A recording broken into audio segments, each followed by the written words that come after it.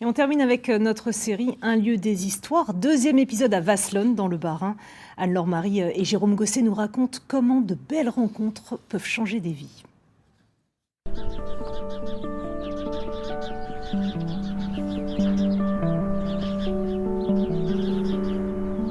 Pour ce 2e épisode d'Un lieu des histoires à Vasselonne, on réchauffe les cœurs meurtris. 1 an après le début des hostilités, la guerre en Ukraine continue de faire rage. Certaines familles ont choisi de quitter le pays très vite au début. C'est ainsi qu'en avril 2022, la ville de Vasselonne a accueilli une 50aine de réfugiés ici, dans cet ancien hôtel-restaurant fermé. C'est cette belle histoire de solidarité que l'on vous raconte aujourd'hui.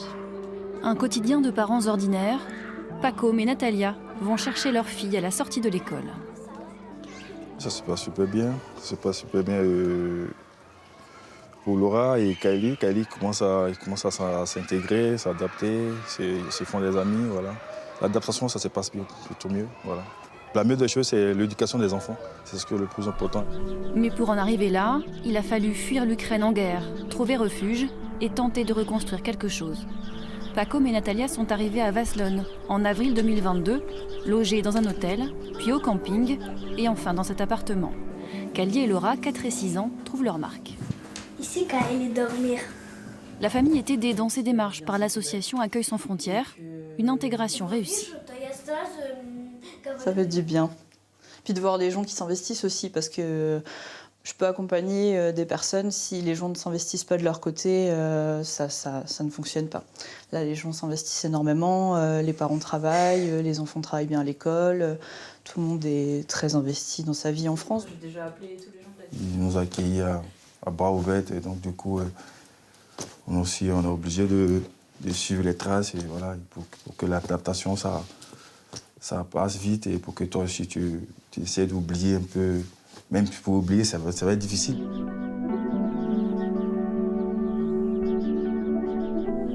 Natalia et Pacôme ont commencé leur séjour à Vasselonne, ici en fait, dans cet hôtel-restaurant. Et je suis avec Madame le maire, bonjour. Bonjour. Alors, comment ça s'est passé cet accueil des réfugiés finalement quand la préfecture vous appelle, vous dites quoi? Je dis que je vais contacter le gérant, qui a dit oui tout de suite en fait, très, très rapidement. Hein. Il ne s'est pas posé beaucoup de questions, il a dit oui très très rapidement. En disant qu'il mettait le bâtiment à disposition gratuitement. À Vasselonne, naturellement, il y a une solidarité qui s'est mise en place avec un certain nombre d'aides. La communauté de communes a donné, par exemple, des billets d'entrée pour la piscine. Hein, donc les familles ont pu profiter l'été de la piscine. Et puis, naturellement, les associations ont donné des coups de main.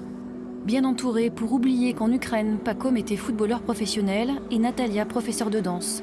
Très vite, tous deux ont trouvé un emploi. Peu importe si cela n'a rien à voir avec leurs compétences, Natalia est aujourd'hui archiviste. Quelle est votre tâche favorite? Які favorite, oui. Figaro. C'est ce que vous préférez faire? Oui, Ah, elle préfère Figaro. Bon, c'est bien parce qu'il y en a encore pour quelques mois. Demain, on serait dans cette situation, on aimerait bien qu'on puisse nous apporter un peu d'aide. Et puis, je pense que le fait de travailler pour ces personnes, ça leur fait un peu s'évader et oublier le souci quotidien qu'ils ont. Le début, elle a écrit tout. Les collègues aussi aidaient. Repartir de zéro en terre inconnue, Pacôme et Natalia ont réussi leur pari avec toute une ville derrière eux. Des Ukrainiens qui sont donc venus se réfugier sous des cieux plus cléments, même si à Vasselonne, certains se souviennent que le ciel, justement, leur est déjà tombé sur la tête. Mais ça, c'est pour demain.